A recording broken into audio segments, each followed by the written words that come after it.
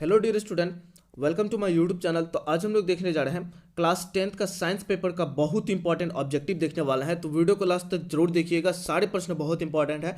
चलिए सबसे पहला नंबर प्रश्न की ओर बढ़ते हैं। सबसे पहला नंबर प्रश्न में कड़ा है, किस दर्पण की फोकस दूरी ऋणात्मक होती है? किस दर्पण की फोकस दूरी ऋणात्मक होती है? तो याद रखेंगे उत्तल दर्पण की जो फोकस दूरी है वो ऋणात्मक होती है। आप लोग याद करते चले जाइए अगर आप लोग को याद नहीं है तो। चलिए उसके बाद बढ़ते हैं हम लोग दूसरा नंबर प्रश्न की ओर। सारे प्रश्न बहुत इंपॉर्टेंट है। दूसरा नंबर प्रश्न में कड़ा है, दर्पण की फोकस दूरी f तथा वक्रता त्रिज्या r के बीच में क्या संबंध होता है? दर्पण की फोकस दूरी f तथा वक्रता त्रिज्या r के बीच में क्या संबंध होता है? तो याद रखेंगे f बराबर होता है r/2। क्या होता है? f बराबर r/2। ऑप्शन नंबर बी जो है इसका बिल्कुल सही उत्तर हो जाएगा। चलिए उसके बाद बढ़ते हैं हम लोग तीसरा नंबर प्रश्न की ओर। तीसरा नंबर प्रश्न में कड़ा है, सामान्य दृष्टि के लिए स्पष्ट दृष्टि की न्यूनतम दूरी होती है। सामान्य दृष्टि के लिए स्पष्ट दृष्टि की न्यूनतम दूरी कितनी होती है? तो याद रखेंगे 25 सेंटीमीटर। कितनी? 25 सेंटीमीटर। कम से कम कितना दूरी पर रखें हम वस्तु को ताकि हम साफ साफ देख सकते हैं? तो याद रखेंगे 25 सेंटीमीटर। चलिए उसके बाद बढ़ते हैं हम लोग 4 नंबर प्रश्न की ओर। 4 नंबर प्रश्न में कड़ा है, श्वेत प्रकाश का कौन सा रंग किसी प्रिज्म से गुजरने के पश्चात सबसे कम झुकता है? श्वेत प्रकाश का कौन सा रंग प्रिज्म से गुजरने के पश्चात सबसे कम झुकता है? तो याद रखेंगे लाल रंग। लाल रंग जो है वो सबसे कम झुकता है। ऑप्शन नंबर सी जो है इसका बिल्कुल सही उत्तर हो जाएगा। चलिए उसके बाद बढ़ते हैं हम लोग 5 नंबर प्रश्न की ओर। 5 नंबर प्रश्न में कड़ा है, मानव आंख की रेटिना के द्वारा बनाई गई छवि होती है। मानव आंख की रेटिना के द्वारा बनाई गई छवि कैसा होती है?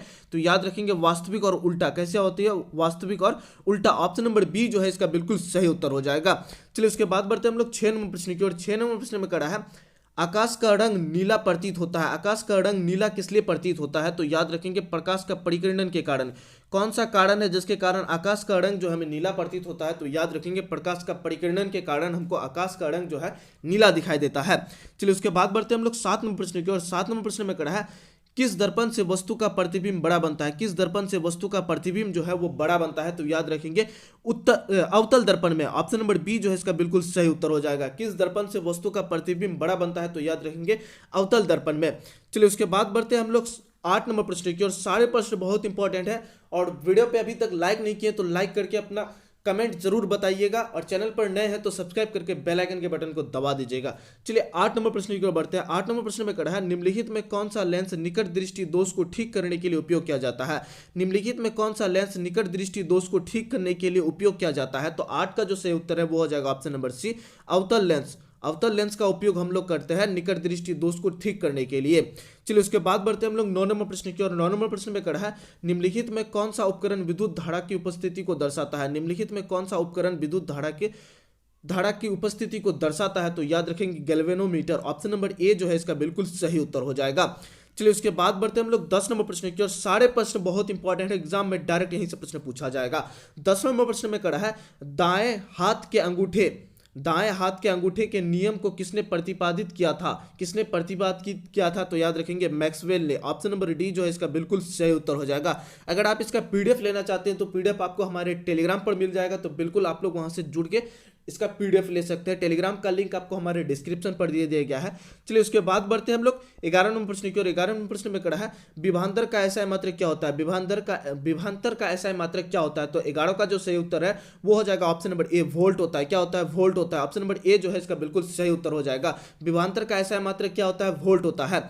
चलिए उसके बाद बढ़ते हैं हम लोग 12 नंबर प्रश्न की ओर। 12 नंबर प्रश्न में कड़ा है, निम्नलिखित में किस संयोजन के द्वारा प्रतिरोध का मान बढ़ता है? निम्नलिखित में किस संयोजन के द्वारा प्रतिरोध का मान जो है वो बढ़ता है? तो याद रखेंगे श्रेणी क्रम के द्वारा। किसके द्वारा? श्रेणी क्रम। ऑप्शन नंबर ए जो है इसका बिल्कुल सही उत्तर हो जाएगा। चलिए उसके बाद बढ़ते हैं हम लोग 13 नंबर प्रश्न की ओर। 13 नंबर प्रश्न में कड़ा है, चुंबकीय बल रेखा की प्रकृति होती है। चुंबकीय बल रेखा की प्रकृति कैसी होती है? तो याद रखेंगे काल्पनिक होती है। कैसी होती है? काल्पनिक। ऑप्शन नंबर ए जो है इसका बिल्कुल सही उत्तर हो जाएगा। चलिए उसके बाद बढ़ते हैं हम लोग 14 नंबर प्रश्न की ओर। सारे प्रश्न आप लोग याद करते चले जाइए। 14 नंबर प्रश्न में कड़ा है, 1 किलोवाट घंटा किसके बराबर होता है? 1 किलोवाट घंटा किसके बराबर होता है? तो 14 का जो सही उत्तर है वो हो जाएगा option number C, 3.6 into 10⁻6 joule के बराबर होता है। किसके बराबर होता है? 3.6 इंटू 10⁻6 जूल के बराबर होता है। चलिए उसके बाद बढ़ते हैं हम लोग 15 नंबर प्रश्न की ओर। 15 नंबर प्रश्न में कड़ा है, नवीकरणीय ऊर्जा का स्रोत क्या है? नवीकरणीय ऊर्जा स्रोत क्या है? तो याद रखेंगे सौर ऊर्जा। ऑप्शन नंबर बी जो है इसका बिल्कुल सही उत्तर हो जाएगा। चलिए उसके बाद बढ़ते हैं हम लोग 16 नंबर प्रश्न की ओर। 16 नंबर प्रश्न में कड़ा है, कौन सा लेंस अपसारी लेंस भी कहा जाता है? कौन सा लेंस को अपसारी लेंस भी कहा जाता है? तो याद रखेंगे अवतल लेंस को। कौन सा लेंस को? अवतल लेंस को अपसारी लेंस भी कहा जाता है। चलिए उसके बाद बढ़ते हैं हम लोग 17 नंबर प्रश्न की ओर। सारे प्रश्न बहुत इंपॉर्टेंट है, तो आप लोग याद करते चले जाइए। 17 नंबर प्रश्न में कड़ा है प्रकाश का प्राथमिक वर्ण कौन है? प्रकाश का प्राथमिक वर्ण कौन है? तो याद रखेंगे लाल भी है, नीला भी है, हरा भी है। तो इसका जो सही उत्तर है वो हो जाएगा ऑप्शन नंबर डी, इनमें से सभी है। चलिए उसके बाद बढ़ते हैं हम लोग 18 नंबर प्रश्न की ओर। 18 नंबर प्रश्न में कड़ा है निम्नलिखित में कौन नेत्र का रंगीन भाग होता है? निम्नलिखित में कौन नेत्र का रंगीन भाग होता है? तो याद रखेंगे आइरिस जो है वो नेत्र का रंगीन भाग होता है। ऑप्शन नंबर डी जो है इसका बिल्कुल सही उत्तर हो जाएगा। निम्नलिखित में कौन नेत्र का रंगीन भाग होता है? तो याद रखेंगे आइरिस जो है वो नेत्र का रंगीन भाग होता है। चलिए उसके बाद बढ़ते हैं हम लोग 19 नंबर प्रश्न की ओर। 19 नंबर प्रश्न में कड़ा है 1 HP बराबर होता है। 1 HP कितना के बराबर होता है? तो याद रखेंगे 746 वाट के बराबर होता है। कितना? 746 वाट। ऑप्शन नंबर ए जो है इसका बिल्कुल सही उत्तर हो जाएगा। चलिए उसके बाद बढ़ते हैं हम लोग 20 नंबर प्रश्न की ओर। 20 नंबर प्रश्न में कड़ा है विशालक शीशा। विशालक शीशा होता है, विशालक शीशा कौन सा लेंस का होता है? अवतल लेंस का, उत्तल लेंस का, अवतल दर्पण का, उत्तल दर्पण का। तो 20 का जो सही उत्तर है वो हो जाएगा ऑप्शन नंबर बी, उत्तल लेंस का। कौन सा लेंस का? उत्तल लेंस का होता है। चलिए उसके बाद बढ़ते हैं हम लोग 21 नंबर प्रश्न की ओर। 21 नंबर प्रश्न में कड़ा है जब किसी चालक तार से विद्युत धारा प्रवाहित होता है तो गतिशील कण है। जब किसी चालक तार से विद्युत धारा प्रवाहित होता है तो गतिशील कण कौन सा है? तो याद रखेंगे इलेक्ट्रॉन गति करता है। कौन गति करता है? इलेक्ट्रॉन। ऑप्शन नंबर डी जो है इसका बिल्कुल सही उत्तर हो जाएगा। चलिए उसके बाद बढ़ते हैं हम लोग 22 नंबर प्रश्न की ओर। 22 नंबर प्रश्न में कड़ा है एम्पियर घंटा का मात्रक है। एम्पियर घंटा का मात्रक क्या है? तो याद रखेंगे आवेश होता है। क्या होता है? आवेश होता है। एम्पियर घंटा का मात्रक क्या होता है? आवेश। ऑप्शन नंबर बी जो है इसका बिल्कुल सही उत्तर हो जाएगा। चलिए उसके बाद बढ़ते हैं हम लोग 23 नंबर प्रश्न की ओर। 23 नंबर प्रश्न में कड़ा है निम्नलिखित में कौन सा मात्रक वाट के बराबर होता है? निम्नलिखित में कौन सा मात्रक वाट के बराबर होता है? तो याद रखेंगे जूल पर सेकंड। ऑप्शन नंबर ए जो है इसका बिल्कुल सही उत्तर हो जाएगा। वाट के बराबर कौन होता है? जूल पर सेकंड। चलिए उसके बाद बढ़ते हैं हम लोग 24 नंबर प्रश्न की ओर। 24 नंबर प्रश्न में कड़ा है विद्युत धारा का मात्रक है। विद्युत धारा का मात्रक क्या होता है? तो याद रखेंगे एम्पियर होता है। क्या होता है? एम्पियर। ऑप्शन नंबर ए जो है इसका बिल्कुल सही उत्तर हो जाएगा। चलिए उसके बाद बढ़ते हैं हम लोग 25 नंबर प्रश्न की ओर। 25 नंबर प्रश्न में कड़ा है ग्लोबल वार्मिंग के लिए उत्तरदायी गैस कौन सा है? ग्लोबल वार्मिंग के लिए उत्तरदायी गैस कौन सा है? तो याद रखेंगे CO2 है। CO2। ऑप्शन नंबर सी जो है इसका बिल्कुल सही उत्तर हो जाएगा। ग्लोबल वार्मिंग के लिए कौन सा गैस उत्तरदायी है? तो याद रखेंगे CO2। ये सारे प्रश्न बहुत इंपॉर्टेंट है, एग्जाम में कई बार पूछा भी गया है और आने वाला एग्जाम में पूछेगा भी, तो बिल्कुल आप लोग याद करते चले जाइए और अपने दोस्तों तक शेयर करना बिल्कुल भी ना भूले। चलिए उसके बाद बढ़ते हैं हम लोग 26 नंबर प्रश्न की ओर। 26 नंबर प्रश्न में कड़ा है शरीर में भोजन पचना किस प्रकार की अभिक्रिया है? शरीर में भोजन पचना किस प्रकार की अभिक्रिया है? तो याद रखेंगे 26 का जो सही उत्तर है वो हो जाएगा ऑप्शन नंबर ए, उपचयन अभिक्रिया है। कैसा अभिक्रिया है? उपचयन अभिक्रिया है। ऑप्शन नंबर ए जो है इसका बिल्कुल सही उत्तर हो जाएगा। चलिए उसके बाद बढ़ते हैं हम लोग 27 नंबर प्रश्न की ओर। 27 नंबर प्रश्न में कड़ा है काली चूना पर जब जल डाला जाता है तब अभिक्रिया होता है। काली चूना पर जब जल डाला जाता है तब जो अभिक्रिया होता है वो कैसा अभिक्रिया होता है? तो याद रखेंगे उष्माक्षेपी अभिक्रिया होता है। कैसा अभिक्रिया होता है? उष्माक्षेपी अभिक्रिया होता है। ऑप्शन नंबर ए जो है इसका बिल्कुल सही उत्तर हो जाएगा। आप लोग याद करते चले जाइए। उसके बाद बढ़ते हम लोग 28 नंबर प्रश्न की ओर। 28 नंबर प्रश्न में कड़ा है निम्नलिखित में कौन सबसे अधिक अभिक्रियाशील है? निम्नलिखित में कौन सबसे अधिक अभिक्रियाशील है? तो याद रखेंगे Cu, कॉपर जो है वो सबसे अधिक अभिक्रियाशील होता है। चलिए उसके बाद बढ़ते हम लोग 29 नंबर प्रश्न की ओर। 29 नंबर प्रश्न में कड़ा है चूना जल का रासायनिक सूत्र है। चूना जल का रासायनिक सूत्र क्या होता है? तो याद रखेंगे CaOH2। ऑप्शन नंबर डी जो है इसका बिल्कुल सही उत्तर हो जाएगा। चलिए उसके बाद बढ़ते हम लोग 30 नंबर प्रश्न की ओर। 30 नंबर प्रश्न में कड़ा है कोई विलयन लाल लिटमस को नीला कर देता है। कोई विलयन लाल लिटमस को नीला कर देता है, उसका पीएच मान होगा। उसका पीएच मान क्या होगा? कोई विलयन अगर लाल को नीला कर देता है तो वो क्या होगा? क्षारीय होता है, और क्षार का जो पीएच मान होता है वो 7 से अधिक होता है। किससे अधिक होता है? 7 से अधिक होता है। तो 11 भी आपका 7 से अधिक है और 10 भी है, तो इसका जो सही उत्तर है वो हो जाएगा option number D, A B दोनों।